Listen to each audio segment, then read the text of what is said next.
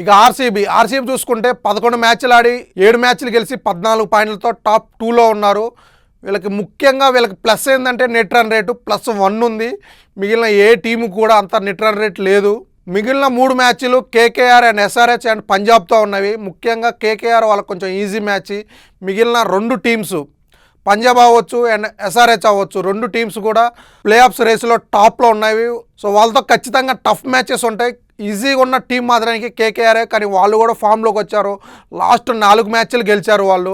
వాళ్ళ మీద గెలిస్తే మాత్రానికి ఖచ్చితంగా క్వాలిఫై అవుతారు, ఎందుకంటే నెట్ రన్ రేట్ చాలా ప్లస్ ఉంది కాబట్టి. మిగిలిన ఎస్ఆర్హెచ్ అండ్ పంజాబ్లో ఆ 2 మ్యాచ్లో 1 మ్యాచ్ గెలిచినా వాళ్ళు టాప్ 2లో ఉంటారు, ఎందుకంటే ఎస్ఆర్హెచ్ అండ్ పంజాబ్ కూడా ప్లే ఆఫ్ రేసులో టాప్లో ఉన్నాయి కాబట్టి వాళ్ళని ఓడిస్తే టాప్ 2లో ఉంటారు. సో ముఖ్యంగా మిగిలిన 3 మ్యాచ్లో 2 గెలిస్తే మాత్రానికి వాళ్ళు టాప్ 2లో ఉంటారు, 3 గెలిస్తే టాప్ 1లో ఉంటారు.